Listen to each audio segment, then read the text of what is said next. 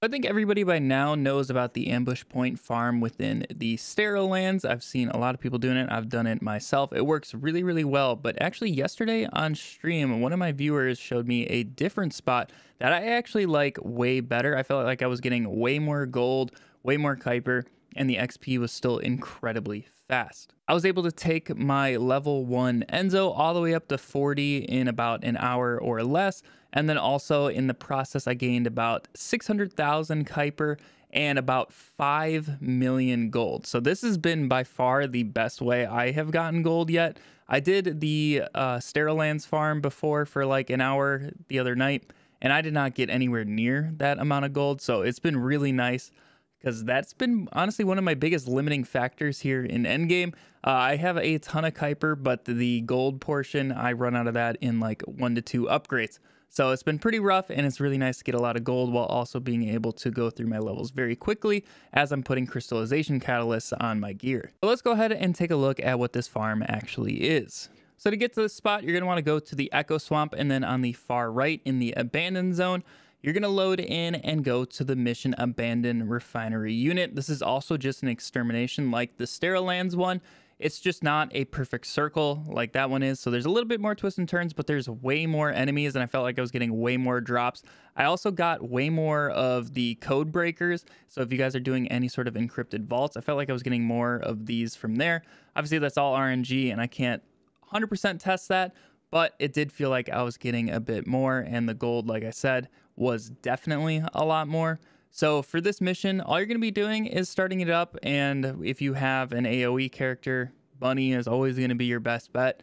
Or if you're obviously leveling, Thunder Cage is really nice just for clearing the groups of ads. But basically on the hill right in front of where you start the mission is going to be the first group of ads. Kill them, continue going up the hill, there's going to be another group, and work your way around. Then you're going to drop down into this little crevice where these 2 little bridges are. And down there, you're going to have a couple waves of enemies. And then as you make your way back out of the crevice, there's going to be some other enemies running at you from the other crevice.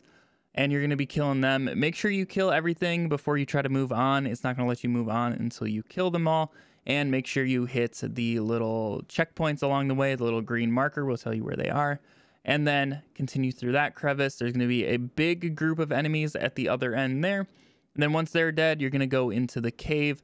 There's going to be a couple enemies and then 2 elites at the end. These are the final enemies of the mission. Kill the 2 elites, and that is the entire run. It really does not take any time at all. It's basically like the exact same time as the Sterile Lands farm. Then you just go back and restart it. If you have a group, one person can just be sitting on the start mission part. That way everybody else can just continue going right back to where the enemies spawn. It's the same process as Sterile Lands, but I feel like there's just way more enemies in this, and I'm getting way more drops. So I've really been liking this one a lot better than Sterile Lands. Also, I was getting some red mods for Sharon too out of this. I got maybe like 3 in the hour that I did this, leveling up my character from 1 to 40.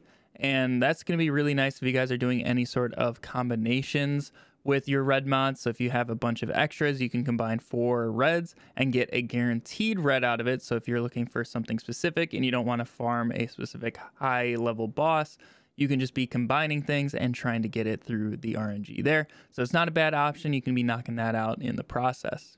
I will say definitely still do the Sterile Lands farm if you're looking for non-attribute reactors.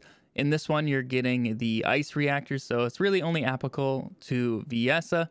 I think it's just really nice to have a second location that is just as good, if not better, in some scenarios than the Sterile Lands farm. That way, as the weeks go on and we get different reactors at different locations, we have more options to pick from and farm depending on what character you're trying to build. Yeah, I just wanted to keep this super short and simple, just letting you guys know about this farm. I have seen a few people here, so I'm sure this isn't like anything brand spanking new, but I have seen far less people at this location than the Sterile Lands farm. Anytime I load into a public variant of Sterile Lands, there will be all 4 of us there. But there's been a few times at the swamp here, I've loaded in, nobody's there, or I have like 1 other person with me.